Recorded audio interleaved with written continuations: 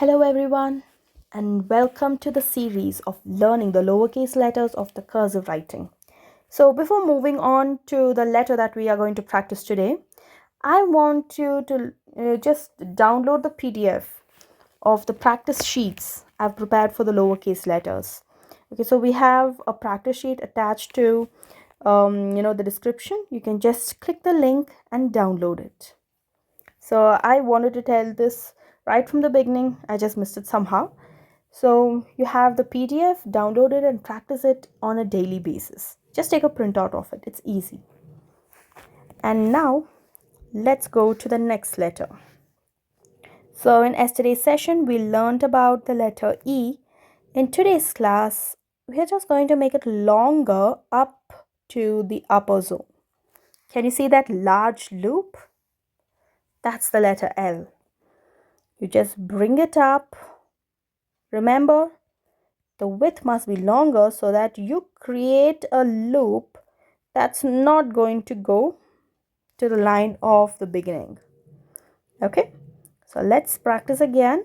Line that goes up and a loop in such a way you have a very small triangular gap. The problem is some do it like that. That's because you bring the line down straight. Whereas in these, can you say it moves backward? That's where everybody is getting this upright handwriting, the upright cursive writing. See, the stroke goes up, you need to bring it backward. If you couldn't get that, just practice the letter C. Okay, bring the line back. And then the initial line, bring it back. Bring it till the baseline and make a curve. Do not touch the baseline so that you form a little triangle there. Okay, so that's all about the letter L. Just practice with me. Up, make a curve and slowly bring it to the bottom. Again, up, make a loop. So here are the things that you must avoid while writing the letter L. This retracement, that is not L. And a big circle like that, it looks like a balloon, but that's not L. This is the letter L. So the measurement, while talking about the measurement, so when I make two loops like that, it should form a square.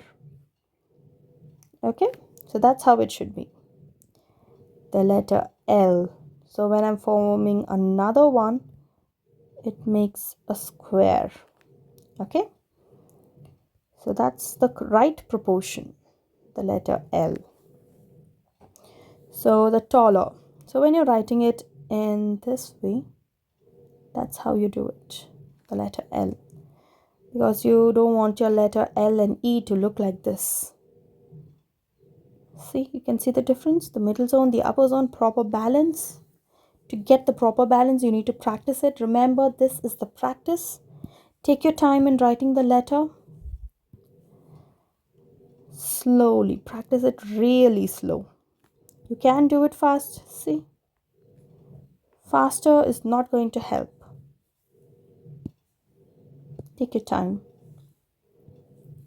So it's all about, these loops, it all talks about your imagination. What type of imagination you have, what you dream of, how high your standards are. Okay? So focus on these loops. Do not write the letter L without a loop. That's the main rule. Okay, so that was amazing.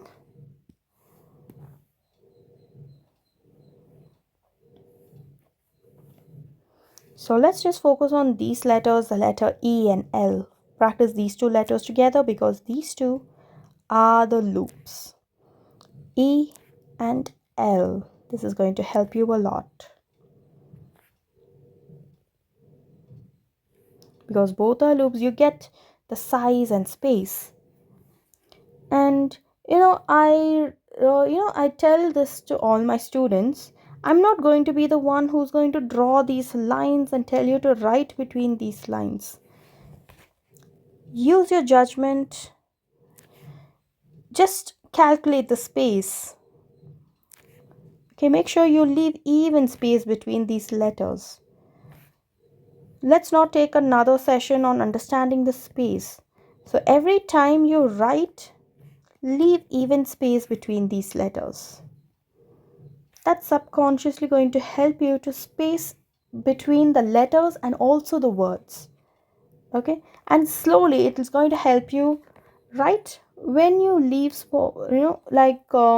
let's say lines in an unruled sheet. When you write, you can judge how much space you must leave so that it looks even when you write different lines. Okay, then see you guys in next class. Practice this letter.